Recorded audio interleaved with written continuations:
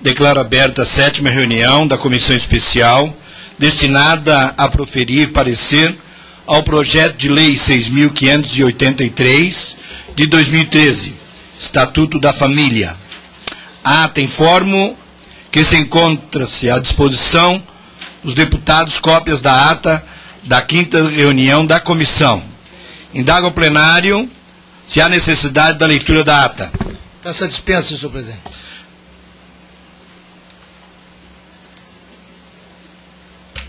Dispensando a leitura da ata, é em discussão a ata. Não havendo quem queira discutir, em votação. Os deputados que aprovam permaneçam como estão. Aprovado. Expediente. Informo ao plenário que esta comissão recebeu as seguintes correspondências. Ofícios do gabinete do deputado Dudu Luiz Eduardo, encaminhando escusas pelas ausências das reuniões da comissão realizadas em 7 e 14 de maio de 2014. Memorando da liderança do PSD, enviado escusas pela ausência do deputado Jefferson Campos à reunião desta comissão realizada em 14 de maio de 2014.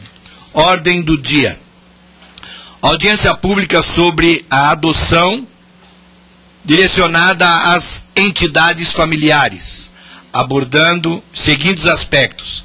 Entre outros, a atual legislação sobre adoção, estatísticas do impacto da atual política de adoção, importância do terceiro setor nesse cenário, requerimento de deputado Ronaldo Fonseca e deliberação do requerimento. Vamos iniciar a reunião de audiência pública. Os convidados para compor a mesa, porém o lugar aqui é pequeno, nós vamos chamar um por um. Quero convidar, por gentileza, que venha à mesa, excelentíssimo senhor juiz João Luiz Feixer Dias, coordenador de Justiça Estadual da Associação dos Magistrados Brasileiros. Senhor presidente, uma palavra do deputado Ronaldo Fonseca. Eu queria apenas usar da palavra, primeiro para dar boas-vindas aos expositores que aceitaram o nosso convite e vir aqui para trazer uma grande contribuição e colaboração para esse projeto de lei. Também dar boas-vindas aos presentes que aqui estão e, obviamente, que este é um tema muito caro para a sociedade, que é a família, e, com certeza, todos os expositores que aqui vieram estarão contribuindo, estarão realmente nos ajudando para a formação da nossa opinião, inclusive a formação do meu voto. Queria apenas, senhor presidente, também informar aos expositores que a sessão aqui, a nossa audiência, estará sendo transmitida pela internet, aqui pela TV Câmara, e também toda a exposição estará sendo gravada, que poderá, inclusive, ser requisitada pelos senhores depois. Ok? Obrigado. Ok. Gostaria de registrar aqui a deputada Rosinha, da DEFAL, pediu as escusas porque o avião atrasou e ela não pôde chegar. Então nós queremos registrar aqui a ausência da nossa querida deputada. Nós queremos informar o nobre orador, o senhor tem 20 minutos na sua fala.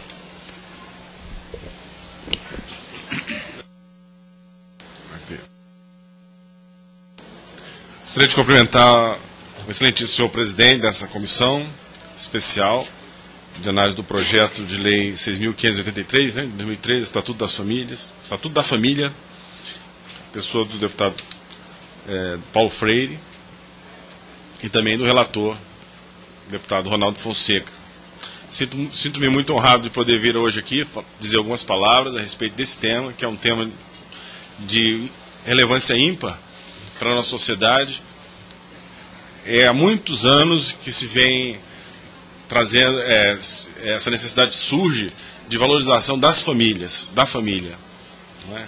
Nesse mundo novo, e que tem a sua marca no pluralismo e na diversidade, nós temos uma instituição que é a célula máter da sociedade, que é a família, e que ela deve ser preservada com a maior ênfase possível. É uma instituição que nasce da sociedade, uma das primeiras que surgiram com o homem, junto com o homem, né? E por muitos anos, por muito tempo, se considerou que ela poderia, ela ficaria relegada à proteção da religião. As religiões, né, se confundiam a proteção da família. Hoje, na modernidade, na contemporaneidade, com o Estado laico, não é isso? A influência da religião, não estou falando aqui de uma religião específica, mas das diversas, né, na família, a influência diminuiu muito. E nós vemos sinais de desagregação da família. E nós temos, então, através daquilo que o Estado pode fazer, sem perder a perspectiva da não intervenção na família, porque o Estado, ao intervir, ele pode vir até a prejudicar a família, que é uma instituição essencialmente social e não política. Então, mas a família não pode ser deixada sem as nossas, sem que seja, ser motivo das nossas preocupações e da proteção das pessoas de bem desse país. Então, eu vejo muita simpatia e gosto, sou juiz de família, sou juiz há 20 anos, e juiz de família há quase 2 anos. Fui juiz da vara criminal, fui juiz de vara civil. Adianto aos senhores que a AMB, a entidade que eu represento hoje aqui, não tem uma posição ainda formada em relação a esse projeto, ao tema, mas eu acredito que poderia trazer aos senhores alguma contribuição. Então vamos lá. Já na Declaração Universal dos Direitos do Homem, de 1948, já se falava em família, por 4 artigos. Começa no seu preâmbulo, falando da família, depois em 4 artigos fala sobre a família. Fala da proteção à privacidade, à intimidade da família. Que a família, que todos têm direito à fundação de uma família, sem qualquer restrição de raça, nacionalidade ou religião. Que para a manutenção da família deve haver uma subsistência que possibilite meios compatíveis com a dignidade humana para que a família seja mantida. Há que colocar em prol da família a garantia em face de desemprego, de invalidez, de doença, de velhice, de viuvez e de outros fatos que ocasionem perdas dos meios de subsistência. Mas isso ocorreu em 1948, no pós-guerra. Muito tempo já passou desde então. E hoje nós temos temas na família, a mudança, a transformação ainda é maior ainda. Por exemplo, eu lido no dia a dia com famílias em transformação na vara de família. Ou seja, pessoas que tinham, em sua maioria, famílias nucleares, pai, mãe, filhos, e que passam a ser divorciados, pessoas divorciadas. Quer dizer, o que houve? Acabou? A família se extinguiu? Não. A família se transformou. E agora nós vamos ter uma família de pessoas que são divorciadas, e que possivelmente constituirão 2 novos núcleos familiares a partir daquele individual. Então não posso ignorar isso. Como nós vamos tratar essa família em transformação? Em determinado momento histórico, se dizia, não, se não houver casamento, não há família. A família se extingue com o casamento. Não é assim, né? Hoje nós vemos que família e casamento não estão interligados. Né? O casamento, na sua origem, do jeito canônico, da religião, ele era a forma mais, vamos dizer, ainda do jeito romano, era a forma mais segura, mais moralmente aceita e correta da sociedade, de composição de uma sociedade familiar. Mas nós vemos hoje que a família existe muito além do casamento. A própria Constituição já fala da união estável. Então, eu acho que sobre isso não há controvérsia que possamos... Mas vamos prosseguir. Por entidade familiar, então, o que nós devemos considerar qualquer espécie de união capaz de servir de acolhedor das emoções e das afeições dos seres humanos. Eu vi no projeto, que hoje está em discussão, que, quanto à definição de família, praticamente se repetiu o que diz a Constituição Federal. Né, senhor presidente? Então, vamos dizer, a parte mais controversa, que eu acho que vão surgir perguntas aqui sobre esse tema, eu vou falar rapidamente, que eu não quero me deter nessas controvérsias. Até porque é a questão da delimitação do que é a família, do alcance, como se compõe a família, quais são os limites disso. Porque o Supremo Tribunal Federal já decidiu essa questão. Né? Se é possível a família composta do homem e da mulher, ou se é possível a família do mesmo gênero. Essa discussão, embora muitos não concordem, e há uma divergência muito grande, mas o Supremo Tribunal Federal já deu uma definição quanto a isso. Enquanto não houver uma emenda constitucional que modifique o artigo 226 e os seus incisos e parágrafos, essa questão me parece já bem delimitada pelo Supremo Tribunal Federal. Não entro nem no mérito. Se alguém me perguntar, eu posso até falar, mas eu não entro nesse mérito, porque como a questão já foi analisada, eu acho que nós temos outras questões que poderiam ser com mais utilidade examinadas hoje. Tá? Então eu passo a...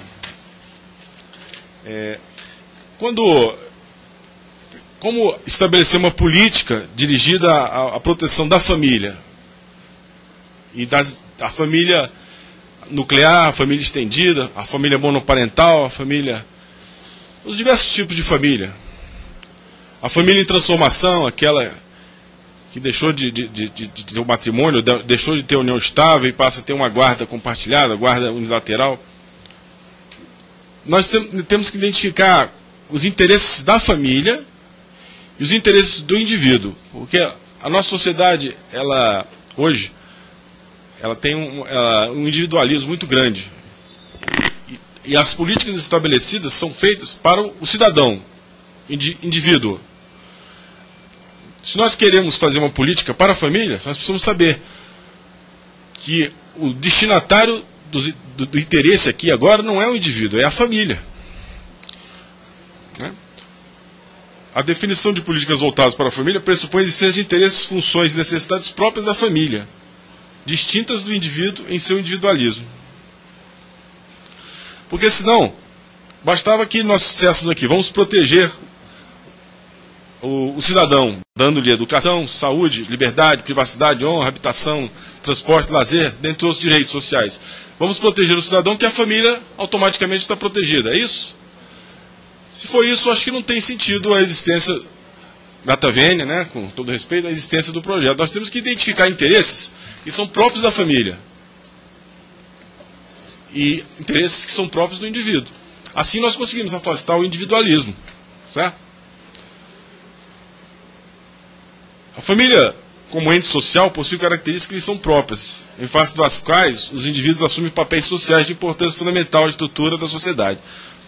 Aí é que eu digo, quando você fala do interesse da família, você fala do papel social que cada um tem nessa família. O pai, o papel de pai, o papel da mãe, do avô, do neto, dos filhos. A partir da existência dessas funções, surge, ao nosso ver, as especificidades da família. Nós precisamos fortalecer, então, esses papéis sociais. Agora, esses papéis sociais são fixos, imutáveis? Não. Há famílias que os papéis são invertidos. Não, a mãe faz o papel do pai, o pai faz o papel da mãe. O importante é que existam esse papel social. Existe dentro da entidade familiar e ele tem que ser fortalecido pelas políticas públicas que podem ser objeto do conselho de família previsto nesse projeto, dos estudos. Então nós queremos o quê? Que existam famílias felizes a partir do fortalecimento do papel social de cada um dos membros. Então nós pensamos no bom pai de família. O que é um bom pai de família? Será que isso é uma coisa do passado? é algo meio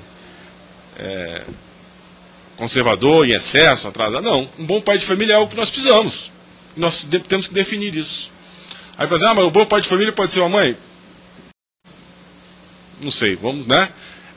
Nós temos que pensar isso com um pluralismo, né? Mas temos que desenvolver isso.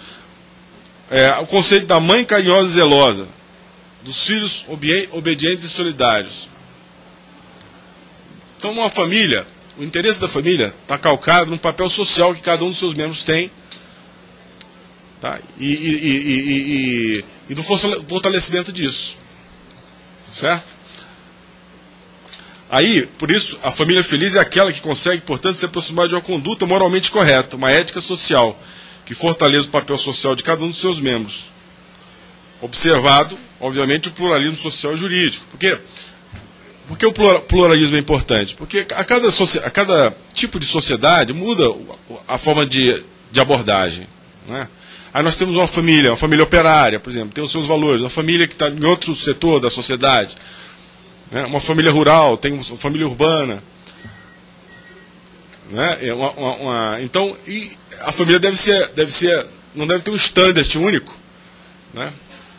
Porque então nós estaríamos aí fazendo não protegendo a família, mas criando um absolutismo em torno de um conceito de papel social, que não é isso que nós estamos querendo colocar aqui. Nós estamos querendo colocar que a cada família cada tipo de família tem uma abordagem que fortaleça a posição de cada membro no seu papel social, visando uma... né? Bom, as funções da família, que poderiam ser identificadas, essas funções. Qual é a função que a família tem na nossa sociedade? Ela tem uma função de procriação, de reprodução, de sobrevivência dos seus membros, uma função econômica. Muitas famílias têm aquela empresa familiar, famílias rurais produzem. Essa é uma característica, uma função que a família tem. Função de consumo. O tipo de consumo que uma família tem também pode ser analisado. Funções sociais e culturais. A socialização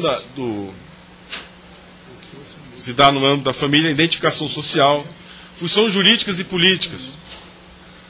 No passado, as famílias, mais do que hoje, tiveram já muita influência política. A família tal tem uma influência política, né? A própria influência jurídica, da hierarquia entre os membros da família.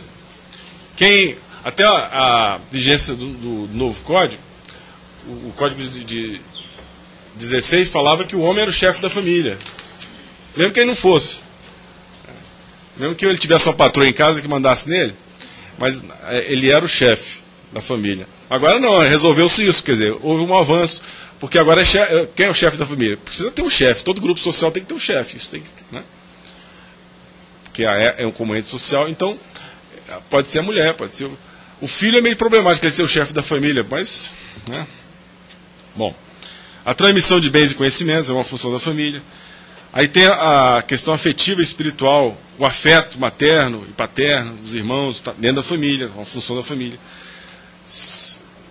As expectativas, as aspirações do indivíduo, como a possibilidade de ter um filho, de ter um futuro, de esperança, de amor, tudo dentro da família, como uma função da família. Então, e quais são as necessidades então da família, que poderia ser objeto do conselho, né, dessas as necessidades econômicas? Por exemplo, um salário compatível e suficiente. Porque se é um salário compatível e suficiente, a família não, como é que ele vai manter aquele grupo familiar? O grupo familiar pode se desagregar. Para proteger a família, a gente tem que lutar contra as fontes de desagregação familiar. Espaço e tempo, necessidade da família. Tempo para o convívio e diálogo. Se a pessoa trabalha muitas horas extras por dia e tal, não tem como conviver com seus familiares. As refeições conjuntas em casa é importante para a manutenção da família, do papel social de cada um. O local de moradia tem que ter um espaço suficiente para a família. Às vezes o sujeito tem muitas kitnets, quantidade imensa de kitnet. Ali é difícil construir uma família dentro da kitnet, né? Eu vejo lá, às vezes, o pai quer visitar a criança. E onde é que o senhor morar? Eu moro numa kitnet de 20 metros quadrados. Tem que levar a família, o pai, ainda a namorada, e vai deixar a criança onde? Dentro dentro da kitnet, junto, quer dizer, a falta do espaço inviabiliza a família, a necessidade que a família tem. Para os filhos, é necessário local, para a família em geral, local para desportos, recreação, eventos culturais, formas de agregação da família.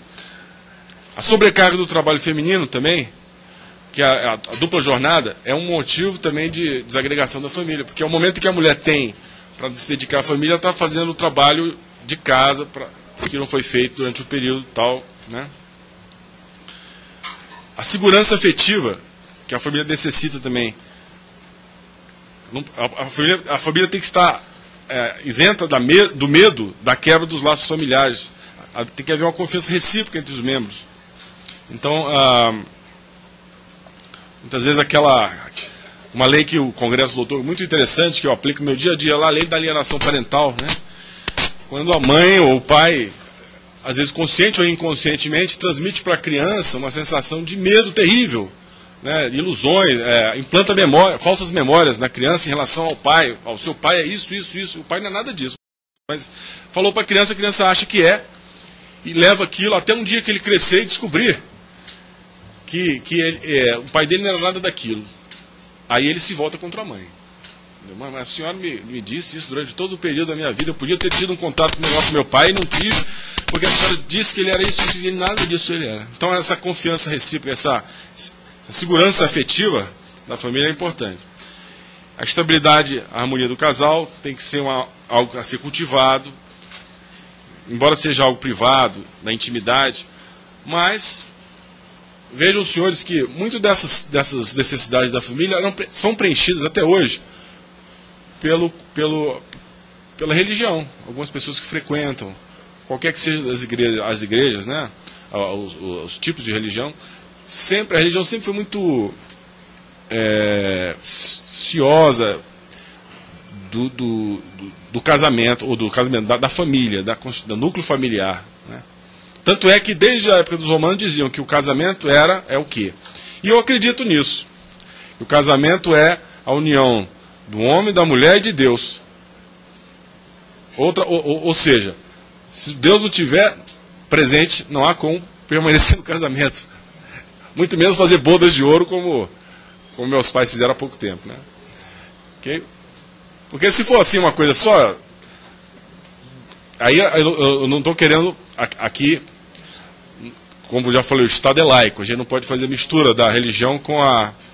Mas de qualquer forma, a lei, né, que está sendo aqui gestada, ela é algo que decorre de uma cultura, né, na sua essência, uma cultura histórica, e a religião, além da fé, ela traz consigo uma filosofia e uma cultura que nos traz essa... Então, vamos dizer, nós precisamos, então, trazer ensinamentos que as religiões, falando de uma forma bem ecumênica, possam inspirar, até de cunho cultural, no aspecto cultural, para que uma lei seja feita nessa especificidade dessa lei, que se trata das famílias, que ela seja feita com sabedoria, né? Com sabedoria e com eficácia, né? Para que ela seja realmente aceita pela população. Bom, agora só mais já estou terminando, vou falar só alguma coisa sobre a mediação como instituto de importância fundamental no momento da transformação da família, quando ela passa pela das varas de família, tá? E a construção de oficinas para cuidar das famílias em crise. Bom,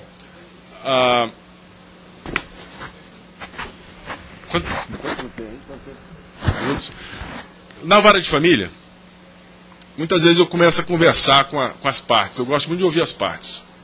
Eu ouço os advogados no início, que eles são objetivos, mas depois eu ouço as partes.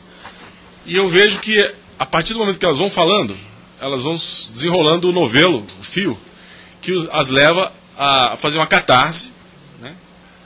Desprender aquele sentimento que estava ali preso. Muitas vezes normalmente é marido e mulher, ex-marido e ex-mulher, eles não tiveram a oportunidade de conversar nos últimos 3, 4, 5 meses. E naquele momento ali é um momento que elas estão na frente do juiz e estão conversando. Então é um momento que pode acontecer um lampejo, né, um flash, que normalmente acontece, em que, falando, há uma catarse e revela-se então várias coisas aí. E eu noto que, a partir do momento que eles começarem a progredirem nessa conversação, eles vão chegando a um acordo. Acordo quando as coisas mais essenciais, quanto a guarda dos filhos, a manutenção das crianças, a partilha dos bens, né? O próprio divórcio, que hoje não exige mais consenso, que é potestativo. Agora, eu me sinto muito ruim quando eu chego em determinado momento, eu vejo que se eles ficassem conversando ali mais uma meia hora, sairia com certeza o acordo, desejável acordo, né? Que é a melhor forma de resolver esses problemas. Mas não, eu tenho mais audiência, eu tenho mais umas 5 audiências, então aí eu tenho que parar e... Aí é que entra a mediação. Por que nós não caminhamos então essa família em transformação, né, em crise, que vão continuar como família depois, né? Para ir para um outro local onde haja uma mediação com pessoas. Isso é um problema que o Conselho de Família pode também tratar. Como tratar essas famílias em transformação para que elas possam... E a mediação, então, que ela se baseia nisso, né? De ouvir as partes, de quem já estudou mediação sabe, poderia, então, dar esse resultado que eu me sinto, assim, até às vezes eu progride um pouco a audiência, passa do horário, ruim para os outros que estão esperando, as outras audiências, mas às vezes passa uma meia hora, porque eu sei que vai sair e sai o acordo. Então esse é o apelo que eu faço, para que a mediação seja considerada como um planejamento para que haja solução dessas questões ajuizadas de direito de família. E as oficinas, e a construção de oficinas. Aqui é oficina, onde entra oficina aqui? É porque lá em São Paulo tem uma experiência muito exitosa, na Juíza Paulista, que até o CNJ aproveitou isso, lançou uma cartilha, dizendo o seguinte: quando você vê que a família em transformação, em crise, está ali, se divorciando, o ex-casal está se divorciando, os psicólogos chamam de par parental, né? Não é nem ex-casal, é par parental. Então, você vê que eles podem ter uma conversa, podem receber algumas palestras, algumas coisas, e eles podem, a partir dessas palestras, aí, por isso que chama construção de oficina, consertar muitos desacertos que estão ali. Você manda ele para essas palestras. Então vocês agora vão lá frequentar essas oficinas. Aí tem a oficina dos pais, que é a conversa só com os pais, a oficina dos filhos, depois a oficina em conjunto. Então prepara essas famílias, são totalmente despreparadas para aquele convívio em família, adequando cada um ao seu papel social, atento às peculiaridades de cada região, de cada tipo de família. E aí quando eles voltam novamente, às vezes já estão totalmente, não digo consertados, né? Mas melhor do que quando foram. E isso tem surtido um bom resultado nessa vara, em São Paulo, tá? Com essas oficinas para cuidar das crianças. Vereador, o senhor pode concluir, tem mais um minuto, senhor concluir. Eu concluo agradecendo a oportunidade de trazer um pouco da minha experiência aqui. E sobre especificamente o projeto, acho que está muito bem. Eu assinalei até aqui uns pontos do projeto que acho muito pertinentes e que já é a hora, já está passando a hora de uma lei como essa ser aprovada para poder valorizar as famílias brasileiras. Eu agradeço.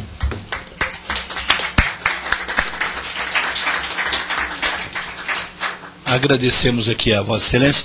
Nós podíamos deixar as perguntas, vamos ouvir mais um orador e depois a gente pode fazer as perguntas, ok? Eu gostaria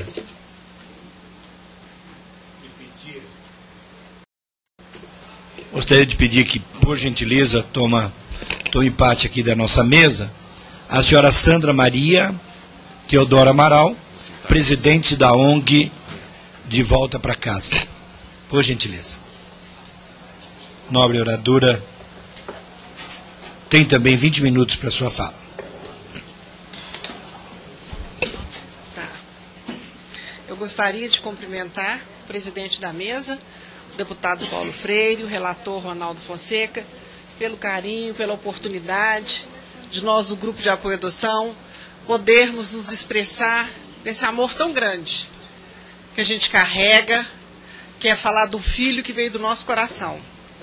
Meu nome é Sandra Amaral, eu sou de Divinópolis, Minas Gerais, sou presidente de um grupo de apoio à adoção, de volta para casa. Sou mãe biológica de 2 filhos e de uma filha adotiva. Eu não podia ter filhos, mas eu tive meus 2 e não podia ter. Eu tinha um desejo muito grande de ter uma filha. E eu não importaria se essa filha viesse do meu coração.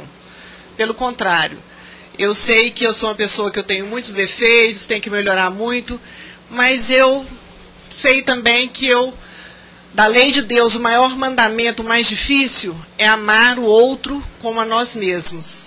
E eu sabia que eu tinha esse dom de amar o outro. Então, eu fui uma comarca, providenciei os meus documentos. O desejo era todo meu, não era do meu marido. Mas ele, sendo um grande homem como ele é, ele respeitou o meu desejo. E entrei numa fila de adoção e eu não pedi cor, nada. Eu só pedi uma menina de 2 a 3 anos. Eu não queria bebê, porque eu já tive os meus filhos e eu já tinha passado por essa experiência. Mas eu tinha um desejo muito grande de ter uma filha. E lutei para isso. Fui buscar a minha filha, fiz todos os procedimentos. Na época não tinha o cadastro nacional, que tem hoje, que é muito importante. Não tinha grupos de apoio à adoção. Se tinham perto na minha cidade, no meu estado, não tinha. E eu não tinha onde buscar as informações. E quando eu fui vendo tudo, as dificuldades, como foi tão difícil fazer um bem, como é tão difícil, eu fui buscar alguma ajuda e procurar se existia algum grupo, algum lugar que me orientasse ou que eu aprendesse, até para eu depois passar para os outros. Porque como eu tive as dificuldades, eu sei que outras pessoas tinham e têm até hoje. Então foi uma luta grande, demorada, para fazer um bem tão grande. Minha filha chegou na minha casa toda debilitada. Ela estava com 2 anos e meio, pesando 9,5 kg. Ela deveria estar pesando 15 quilos. Ela veio carequinha na máquina zero, de tanto piolho e ferida que ela chegou no abrigo. E ela veio queimada de toco de cigarro, porque a mãe queimava ela.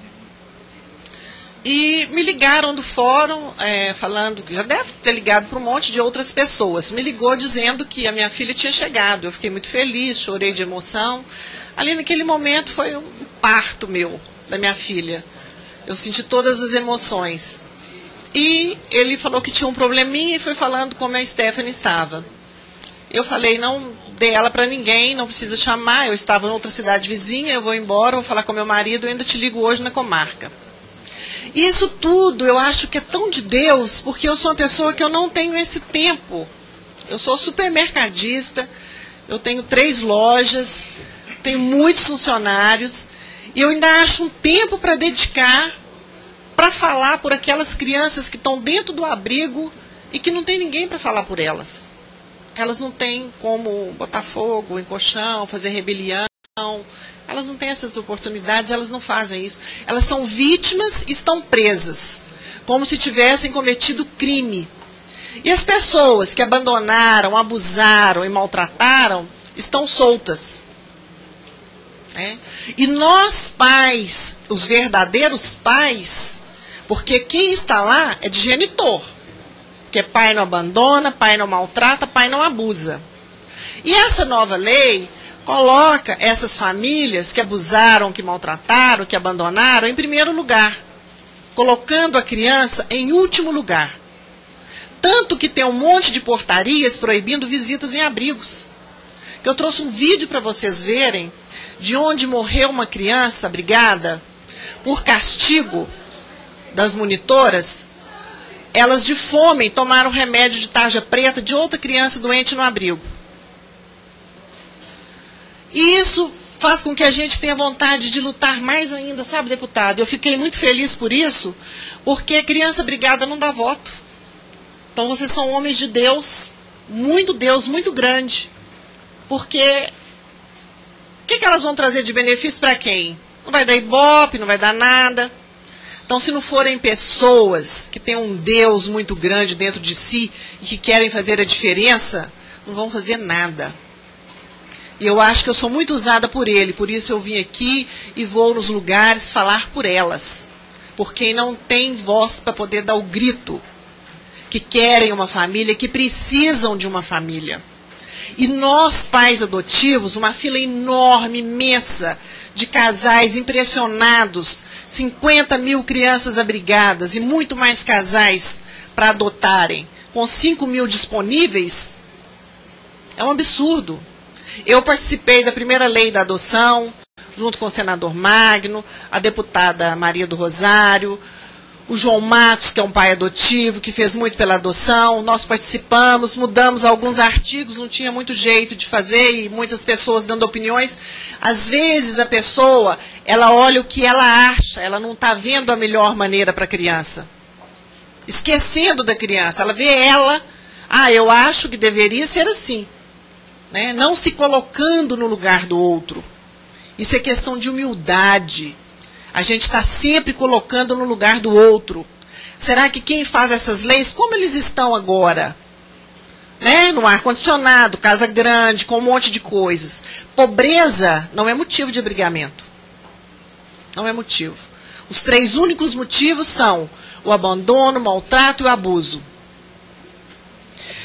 Está tramitando aqui um projeto para dificultar mais ainda a adoção, que é um absurdo, sendo que a CPI do tráfico de pessoas provou que as crianças de Monte Santo não foram traficadas.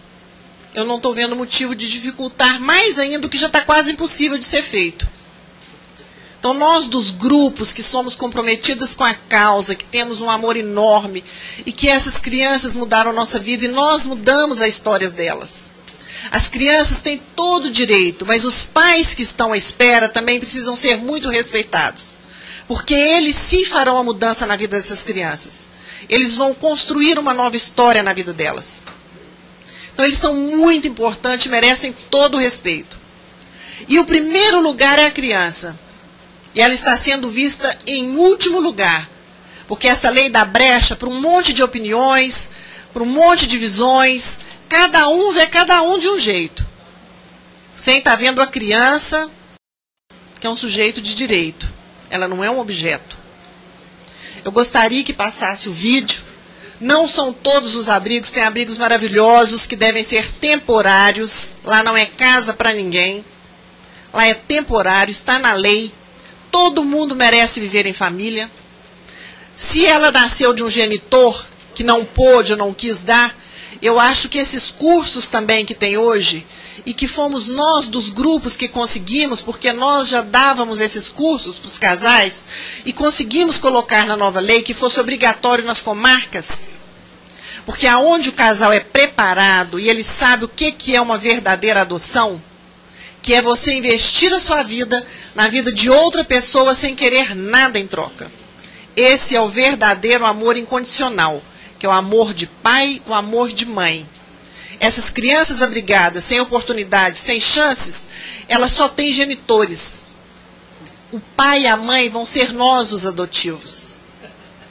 Que somos mais que isso, porque não precisa de sangue para amar. Não precisa correr do mesmo sangue. Tem filhos do mesmo sangue que matam pai, roubam pai. E filhos adotivos, a gente acha que vai dar amor, a gente recebe muito mais. Eles nos sufocam. E é um amor, porque eu tenho biológicos e tenho a minha filha. Eu acho que é até maior. Eu falo isso até para os meus biológicos. Eu acho que é até maior. Porque é inexplicável como a gente pode amar tanto essas crianças. Eu gostaria, se pudesse, que vocês vissem, né, uma cuidadora do abrigo, contando no período que ela trabalhava no abrigo, como era o trabalho delas.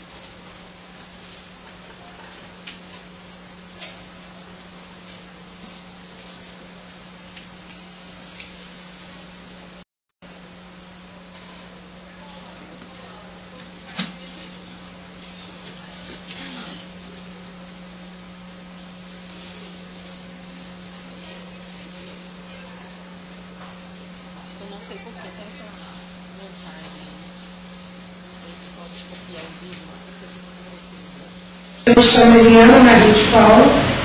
Eu autorizo a divulgação dessa imagem para fins legais e eu espero que esse depoimento meu venha a ajudar há várias crianças espalhadas pelo país que sofrem de maus tratos, abandono, inclusive dentro das instituições que as abrigam.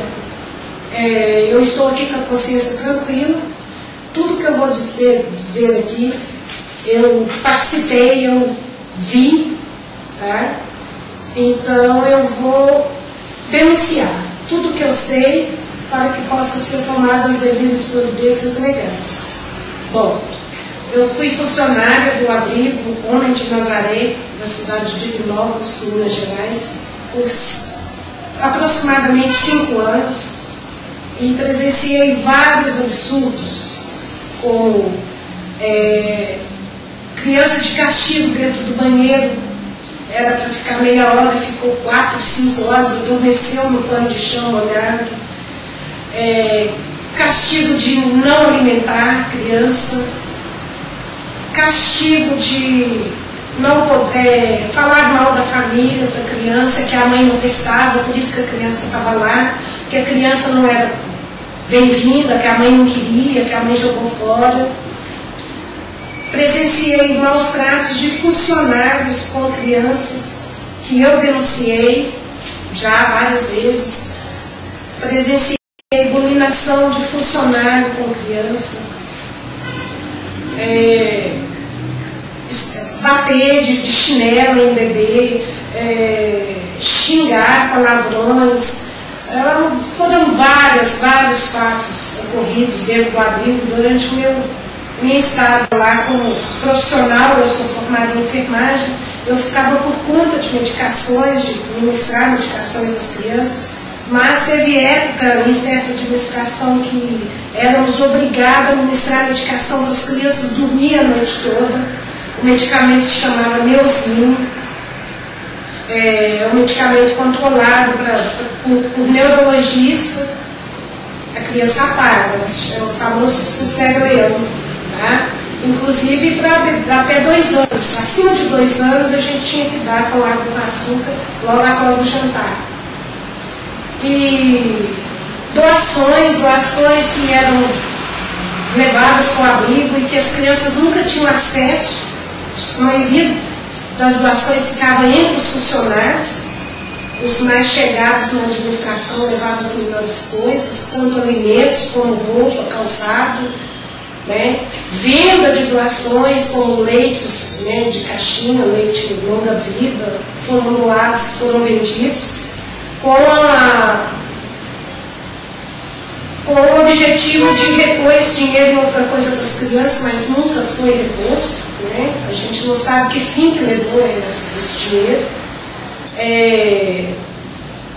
Funcionário que abusou sexualmente de funcionário dentro do abrigo, isso foi relatado e não foi tomado providência nenhuma, tá?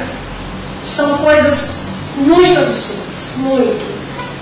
Sabe? O que mais eu fico indignada é a justiça recolher uma criança, colocar numa instituição dessa, né, tira do pai e da mãe, por mais ruim que eles sejam, são pais e mães, e coloca nas mãos de estranho para espancar, para bater, para negar alimento, que não sai do bolso deles. Eliana, você fala aí que você trabalhou no abrigo, né? Qual foi esse período que você trabalhou no abrigo? Olha, o ano certo eu não sei, mas passou de 5 anos. De 5 anos? Isso. E você falou que denunciou várias vezes. Várias vezes. Foram feitas essas denúncias? O que foram feitas? Para quem que foram feitas essas denúncias? Olha, lá no abrigo, eu não sei se hoje o sistema ainda é o mesmo. Nós tínhamos um caderno de relatório.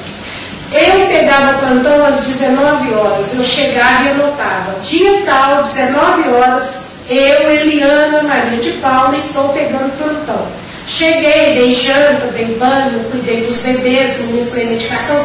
Tudo que a gente fazia com as crianças era escrito nesse caderno. Esse caderno é um documento que a justiça tem, poderosíssimo, porque tem tudo. Pelo menos nos meus plantões, eu relatava tudo o que acontecia. Espancamento, dar vidro de Novalgina para o bebê dormir a noite toda. Tudo isso eu coloquei nesse relatório. Esses cadernos são chamados cadernos de capa dura, são numerados as páginas, não tem como eles terem sumido, porque são documentos da Justiça. E que ano que foi que você fez essa denúncia? Eu me lembro que parece que foi na morte do menino André. Foi logo após o episódio da medicação que as crianças do Abrigo Homem de Nazaré tomaram as medicações. Uma criança veio a falecer, que é o André, e duas crianças foram internadas em comas. Se não me engano, a memória foi no ano 2008. E esses medicamentos eram dados com ordem de quem? Da coordenação do Abrigo Homem de Nazaré. Eram dados para crianças que precisam desses medicamentos? Não, eram dados para crianças a partir de 2 anos para dormir. É o famoso sossega-leão. Tomou, apagou. Mas as crianças tinham dificuldades para dormir? É porque a coordenação não queria surpresas de madrugada, com crianças fugindo, para evitar a criança com abuso sexual com outra criança. A orientação que ela deu para a gente foi essa. Mas esse remédio tarja preta, eles trazem dependência para quem usa, né? Trazem algumas consequências. É a enfermeira que você falou. Sou. Quais as consequências que esses remédios podem trazer para uma criança a partir de 2 anos que não é autorizada por algum médico a tomar? Bom, a superdosagem, que no caso, né, a gente não sabe quanto que seria a dosagem certa para cada idade, a gente ministrava lá 15 gotas para cada criança, a superdosagem pode trazer atraso neurológico, né, na coordenação motora, no aprendizado, na fala. E era ordem? Era ordem. O funcionário que não cumprisse essa ordem era demitido. Na outra gravação, você chegou a falar de castigo que as crianças recebiam, e um desses castigos era ficar sem refeição. Você pode falar mais um pouquinho sobre esse assunto? Posso. E é o maior gosto de falar sobre isso, porque eu tinha um garoto lá de 3 anos que ele chupava o dedo e eu chegava para trabalhar e ele me pedia: tia, me dá mamar. E a coordenadora falava que a noite foi feita para dormir. Nós éramos proibidas de dar mamadeira, tanto os acima de 2 anos quanto os bebês. Acordou, menina, até dormir, não dá mamadeira, dá água, enrola, mas a noite é para dormir, não é para mamar, não é para comer. Então eu levava leite na minha bolsa escondido para dar a essa criança de 3 anos. Comprei mamadeira, comprei bico, e no meu plantão ele mamava a hora que ele quisesse, porque eu levava. E alguma criança já ficou sem jantar por castigo? Várias sem jantar, sem almoço, sem depois ela sobremesa. Não, dormia sem comida. Você chegou a denunciar também? A gente estava escondido, né, às vezes. Funcionário estava escondido? A gente, quem não sensibiliza com uma criança com fome, né, a gente tirava escondido e dava. Você ficou sabendo por que o menino André tomou medicamento na época da morte dele? Você conhecia alguém que trabalhava lá, chegou a comentar? Não, foi tudo muito bem abafado, né? Porque as visitas, aliás, há muito tempo que as visitas são proibidas lá. Exatamente, eu creio que é para isso, para as pessoas, a comunidade não vê as coisas erradas que acontecem. Então, as visitas são proibidas. Eu, pelo menos, sou terminantemente proibida de passar pelo abrigo. Porque eu sou a dedo duro, eu que falo tudo que acontece lá.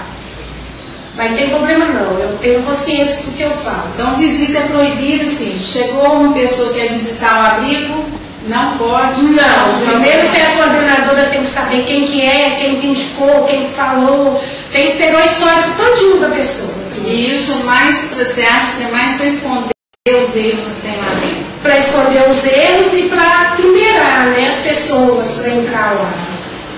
Sabe? De peneirar, tipo assim, para esconder. Se você vai trazer algum benefício para o abrigo, você pode entrar. E os meninos pedem visita, reclamam de visita? Os meninos adoram, né, visita, aquelas brincadeiras, igual tá na Semana da Criança, levar palhaço. Teve uma administração lá que a gente fazia muita festa para os meninos, sabe? Eu, na minha época que eu trabalhei lá, nos meus plantões eu promovia a sexta-feira do cinema. Eu levava refrigerante, pipoca e filme para as crianças irem. Fui taxada como, sabe, eu estava indo contra as regras do abrigo e tudo, mas eu fazia. E as crianças ficavam doidas para chegar esse dia para me fazer isso. Com os colchões tudo no chão da sala, deitava todo mundo, apagava as luzes, vamos comer pipoca, beber refrigerante e ver desenho.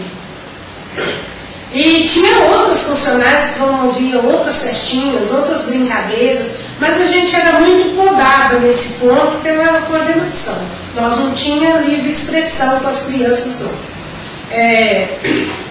E tem criança que clama, a mãe vai lá na porta para ver, a coordenação não deixa entrar, a criança fica chorando, a criança fica rebelde, os adolescentes brigam, quebram. Por quê? A mãe teve na porta para ver o filho e eles não deixam. Diz que é a ordem do juiz, mas eu acho que só ver não machuca, não. E faz muito bem para uma criança ver que a mãe está preocupada com ele. E teve algum funcionário, ou tinha funcionário de abrigo que abusava de crianças?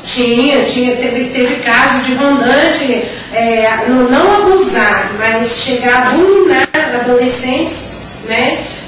E eu cheguei na coordenação, inclusive esse funcionário foi afastado do abrigo e tudo em função de eu falar, de eu cobrar, está abominando, está passando a mão na menina, vocês não estão enxergando isso não? A adolescente já tinha um histórico de prostituição, mas nem por isso, gente, ela está ali para ser protegida, não para ser ameaçada, abominada. Várias crianças, nós não podíamos abrir a porta do abrigo para ninguém. Como que essas crianças serão adotadas se elas não forem vistas e desejadas? Você acha que tem algum outro meio para serem adotadas? Olha, eu achava estranho, porque às vezes chegavam gente lá e falavam assim, eu vi na televisão que o Conselho Tutelar recolheu um bebê, que a mãe jogou fora, que não quis, o bebê está aí. Nós não podemos dar informação, nem informação a gente não podia dar. Então eu acho assim, cai naquilo que eu falei, tirar uma criança do pai, da mãe, que muitas das vezes deixou a criança sozinha para ir lavar uma mala de roupa para comprar um pão, eu acho uma injustiça jogar numa instituição onde a criança não tem acesso a nada. O mundinho dela é o abrigo e as tias que chegam. Bom, nós agradecemos. Tá? Deus abençoe.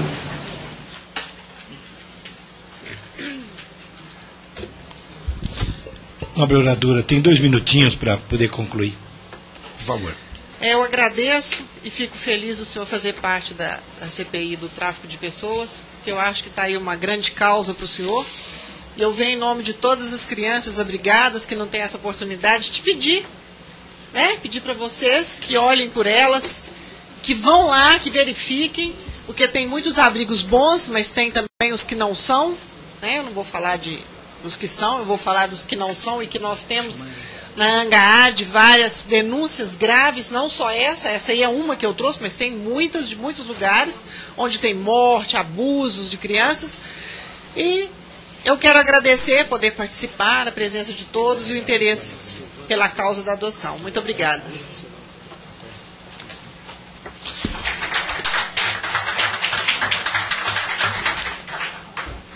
Mais uma vez nós agradecemos a presença da senhora aqui nessa audiência pública e nós gostaríamos de pedir à senhora Silvana Moreira, que é presidente da Comissão Nacional de Adoção. Está aqui? Não veio? Ela não veio.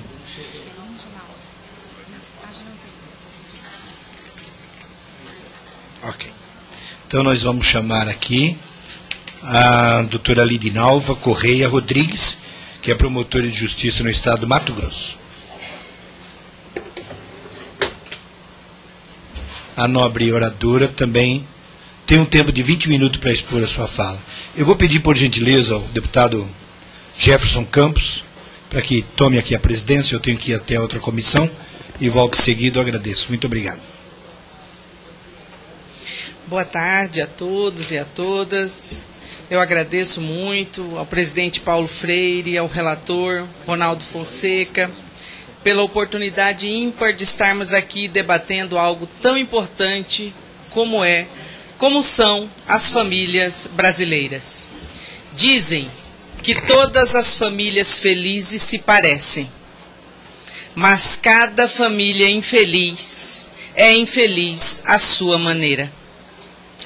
E como estão infelizes as nossas famílias, assoladas pela falta de diálogo, de recursos financeiros, de amor, mas sobretudo de tempo. Tempo para se viver a família e em família, restando muitas vezes apenas estranhos convivendo sob o mesmo teto. Como promotora de justiça, a minha especialidade é a violência doméstica, que infelizmente não atinge somente as mulheres, mas todos os integrantes da família em situação de vulnerabilidade, como as crianças, os adolescentes e os idosos. Infelizmente, posso afirmar que as maiores tragédias e dramas humanos acontecem dentro de casa. Vejam os jornais, olhem o noticiário da televisão. O que mais nos choca? Pais de família que abusam de suas filhas por anos a fio.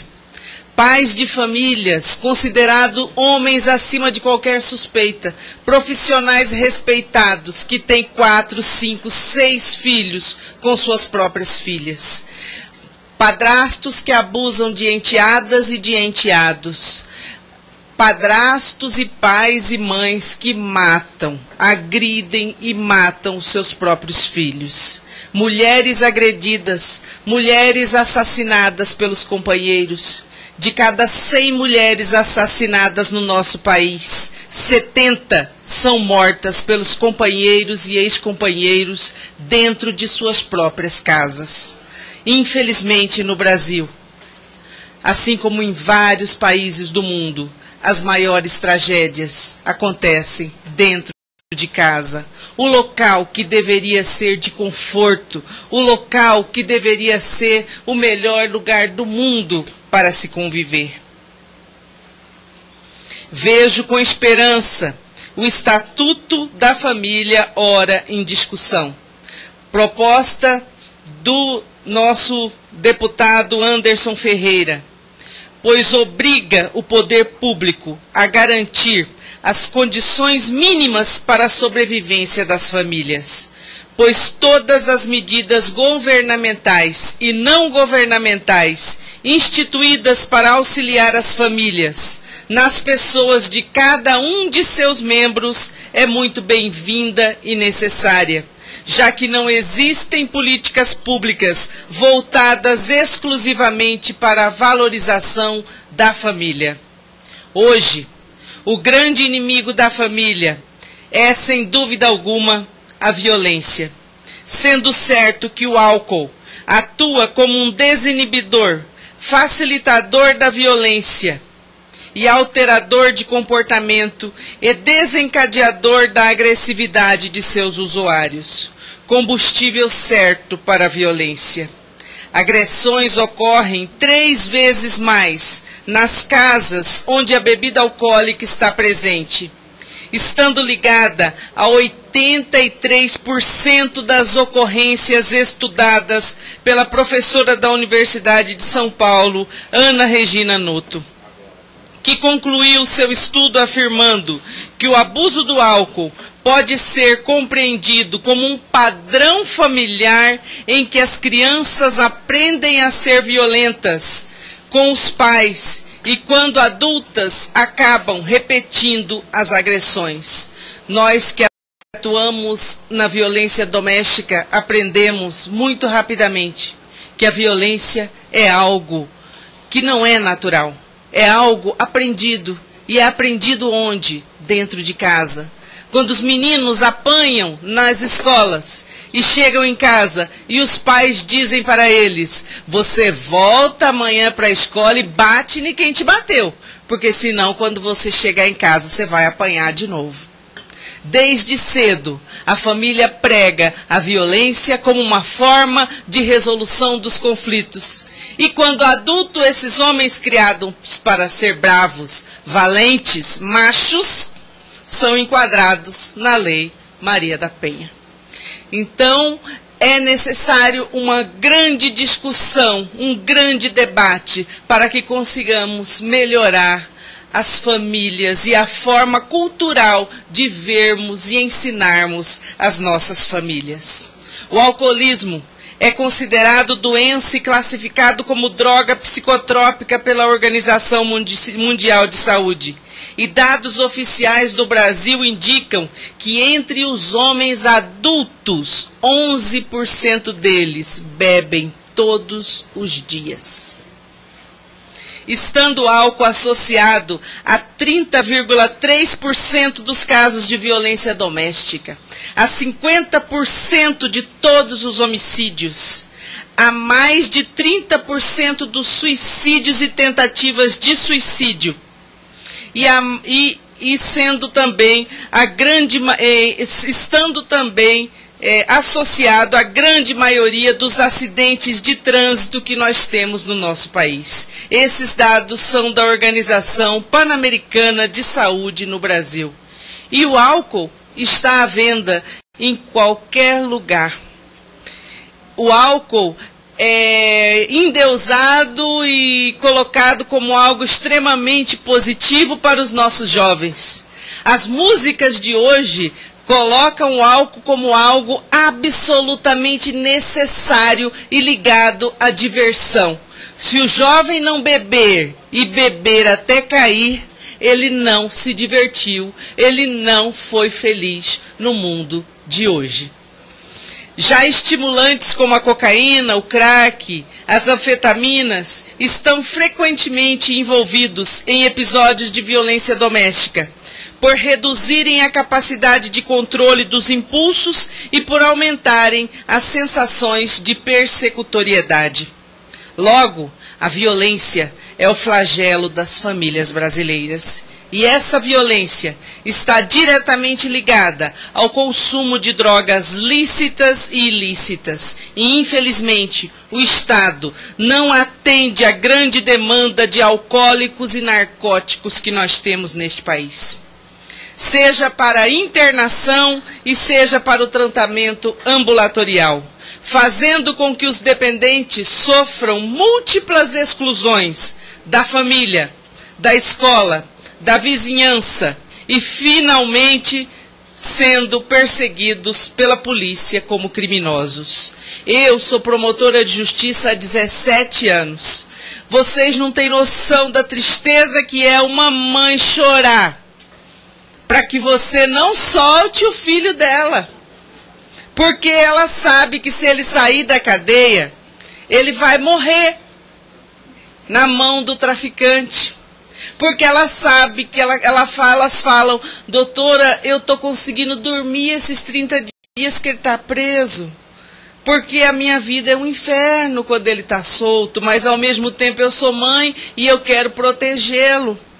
Então, e nós hoje, pelo menos em Cuiabá, Mato Grosso, nós não temos mais como fazer a internação compulsória e nem mesmo a internação quando há o desejo do viciado, porque nós não temos mais locais para colocá-los, porque estão lotados. E eu viajo o país inteiro para falar sobre esse assunto, sobre violência doméstica, e eu sei que esse problema não acontece somente na minha capital. Então, eu vejo com muita alegria o Estatuto da Família. Entendo que ele está prestando um grande serviço para a sociedade ao assegurar nos seus artigos, no artigo 6º, parágrafos 2º e 3º, o tratamento exatamente para essas pessoas viciadas em álcool e drogas. Porque essas pessoas nunca foram importantes para a sociedade. até que uma dessas pessoas seja o seu filho, o seu sobrinho, o seu irmão, até que uma dessas pessoas em crise pegue uma arma e mate um pai de família. Ou seja, é um ciclo que nós não estamos tratando e queremos que seja consertado por si só, o que nunca vai acontecer. A violência doméstica e o uso de droga são os principais motivos também que levam as crianças e adolescentes para as ruas. De acordo com o censo da Secretaria de Direitos Humanos, cerca de 70% das crianças e adolescentes que dormem na rua foram violentados aonde? Dentro de casa. Imaginem o sofrimento de uma criança e adolescente que prefere viver ao relento, na rua, sem ter o que comer nem onde dormir, do que voltar para o inferno, que era dentro da sua própria casa. Nós não estamos falando de 3%, são 70% dos jovens, das crianças e adolescentes que nós temos nas ruas. Tendo essas crianças e adolescentes, os pais como seus principais abusadores. 30,4% delas são usuárias de drogas e álcool. Os dados divulgados apontam que 32,2% saíram de casa após discussões verbais com os pais e irmãos, enquanto 30,6% sofreram violência física e 8,8% teriam sido abusados sexualmente.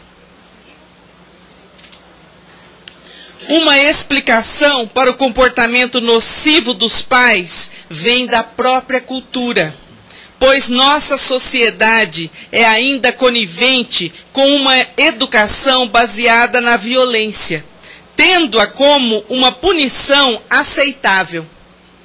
As pessoas foram criadas desta forma e acabam reproduzindo esse comportamento.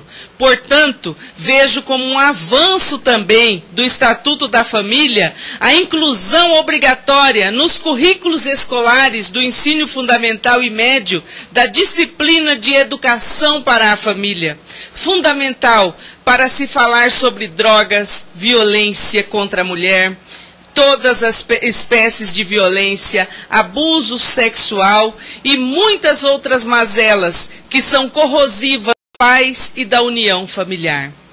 Sabendo que essa comissão aprovou o requerimento do deputado Ronaldo Fonseca para falar especialmente e especificamente da adoção, passo então a tecer alguns comentários sobre ela. A Lei Nacional de Adoção aperfeiçoou o Estatuto da Criança e do Adolescente, estabelecendo regras destinadas a fortalecer e preservar a integridade da família de origem, evitar ou abreviar os abrigamentos, manter o controle sobre o acolhimento institucional de crianças e adolescentes, determinando a reavaliação a cada 6 meses da situação da criança e do adolescente afastado do convívio familiar. Na perspectiva de quê? De promover a sua reintegração à família de origem, ou caso tal solução se mostre comprovadamente impossível, a sua colocação em uma família substituta. Eis aí o grande paradoxo. A lei e o ECA colocam a família substituta e a adoção como algo, a última solução para o caso daquela criança e daquele jovem. Ou seja, depois que se comprovar que é impossível reintegrá-la à família biológica. E nesse sentido, eu acho que esses jovens se parecem muito com as vítimas de violência doméstica de tempos atrás. Antes da Lei Maria da Penha, onde as mulheres eram obrigadas a quê? A se sacrificar para salvar o casamento e a harmonia familiar. A mulher era espancada, a mulher era maltratada, mas ela continuava na suposta família. Por quê? Porque a sociedade cobrava dela este papel. A mulher tinha que se sacrificar para para salvar o casamento.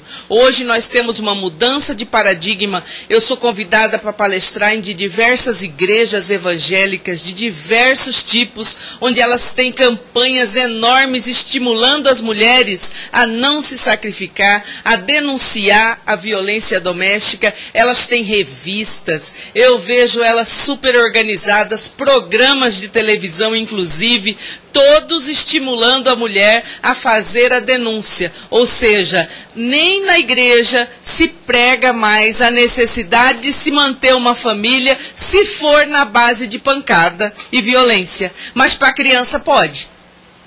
Para o adolescente pode. E nós só damos importância para isso quando eles matam, quando eles se excedem. Quando nós vemos aí um caso como o da menina Isabela, de São Paulo, um caso como o menino Bernardo, do Rio Grande do Sul, aí esses casos ficam importantes para a sociedade. Mas até então, essas crianças são abusadas, mutiladas, maltratadas, e o poder público, cumprindo de certa forma a legislação, continua de todas as formas tentando devolver essa criança para essa família biológica. Eu acho que esta seria a grande mudança que nós poderíamos fazer em prol de todas essas crianças. A vermos realmente como sujeito de direitos, a partir dos seus interesses, a partir das suas necessidades, porque assim como para a mulher vítima de violência doméstica, não vale tudo para salvar o casamento, porque muitas são mortas pelas mãos dos pais dos seus filhos, inclusive na frente dos seus filhos, porque mais de 80% dos casos desses crimes acontecem na frente das crianças. Também não vale tudo para se manter essa criança com essa família biológica. E nisso esse estatuto pode nos ajudar a sensibilizar os senhores que são os legisladores, porque enquanto a legislação disser isso, não adianta colocarmos a culpa no judiciário. O judiciário emperra as adoções, porque até que se consiga fazer a destituição do poder familiar, se leva muito tempo. Mas, na verdade, o judiciário é obrigado a cumprir a legislação que os senhores fazem. E eu tenho certeza que a intenção de rever esse posicionamento é, sem dúvida, em prol dessas crianças e destes adolescentes que muito sofrem. Adotar é acreditar que a história é mais forte que o sangue e que o amor é mais poderoso que o destino. Contudo, a adoção no Brasil, nos moldes atuais, leva tempo. Muito tempo. É comum ouvir relatos de famílias que esperam na fila 4, 5 anos para conseguir adotar. E histórias de crianças e adolescentes que passam a vida toda em abrigos, aguardando um lar substituto que nunca vai chegar. Segundo dados do Cadastro Nacional de Adoção, havia em 2013 no Brasil 5.471 crianças e adolescentes inscritos no Cadastro Nacional de Adoção. 5.471 crianças aptas para ser adotadas. Do outro lado, na fila, estavam 29.178 pessoas esperando para adotar. De um lado 5.000, de outro lado 29.000. Qual a razão dessa conta não fechar? A discriminação é um dos principais fatores que impedem o Brasil de ser um dos países de maior número de adoção infantil no mundo. Isso porque 91% dos pretendentes desejam adotar apenas crianças brancas. 91%. Outros 81% querem adotar somente uma criança. E 32% só aceitam a adoção de crianças do sexo feminino. Então, segundo esse cadastro, apenas 33% das crianças aptas para adoção são da raça branca. 75% possuem irmãos, e como vocês sabem, quando eles possuem irmãos, é muito mais conveniente que se adote os irmãos, né?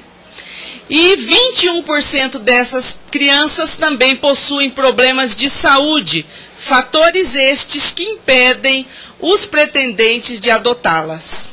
O Brasil possui mais de 600 instituições com crianças e adolescentes à espera de um lar.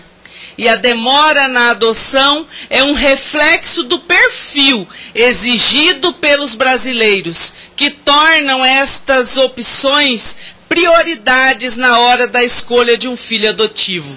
Quem sabe, se abrissem as portas desses abrigos, todas essas exigências desses pretendentes a pais iriam por terra quando eles vissem aquela menininha negra e encantadora que está ali à espera de uma família.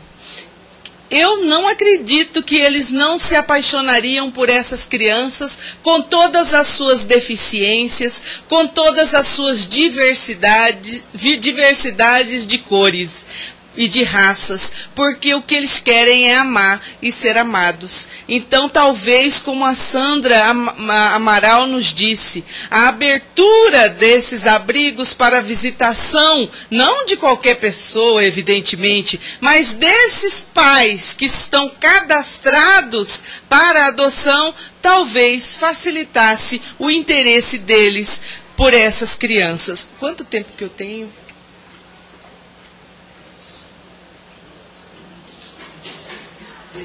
Tem mais 3 minutos. Ok. Senhor?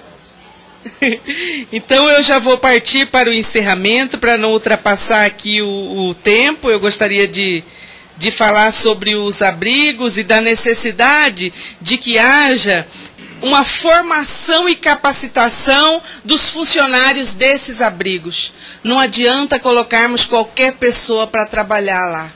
É igual delegacia da mulher quando não há pessoas capacitadas para atender essas vítimas. Eles vão minimizar o problema e fazer o possível para devolver o problema para ser resolvido em casa. Nos abrigos é a mesma coisa. Nós somos seres humanos, somos gente.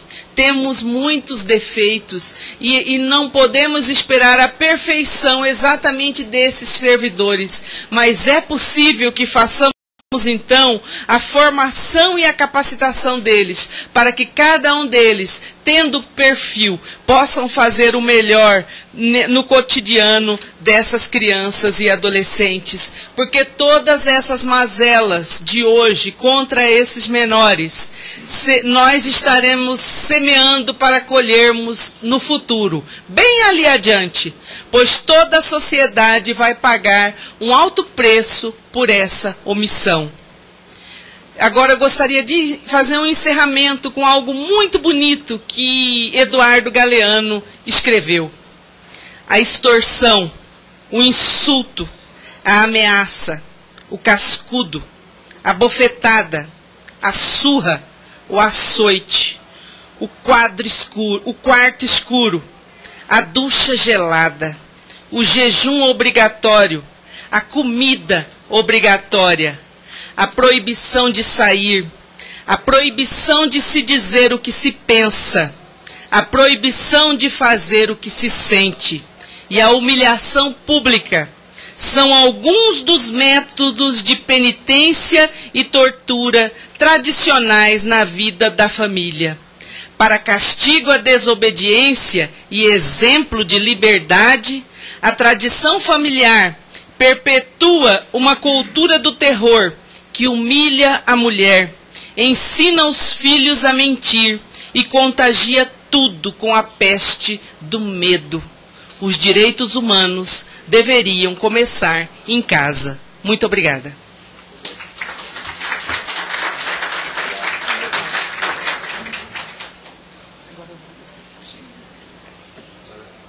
Nós agradecemos, doutora Lindinalva Correia Rodrigues, promotora de justiça, registrando a presença do deputado Garotinho também.